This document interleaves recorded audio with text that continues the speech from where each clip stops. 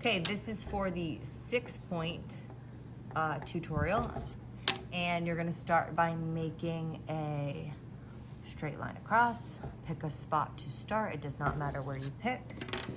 Towards the middle of the page is best. And then you're gonna make a circle. You don't want it to be giant because you'll go off the paper.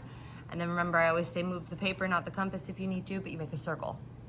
From there, you do not change the measure of your compass. And it's actually kind of fun in my opinion. You're just gonna start going round and round and round. So I made another circle from one side. I'm now gonna make another circle here on the left side. And those circles should not cross each other. They should barely touch, just like that. I now have 4 other points. You should have 2 on the top that you made by those circles and 2 on the bottom that you made by those circles. And again, I did not change my compass measure. If you did on accident, just go back and get it from here to the center. But I'm gonna go to those 4 spots now and make 4 more circles. So I'm just making circles, making circles.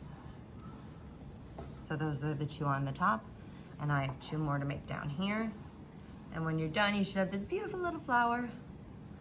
And that's how you make the 6-point. It's actually where the construction for the hexagon comes from, but there's 6 points and it's this flower design. That's it.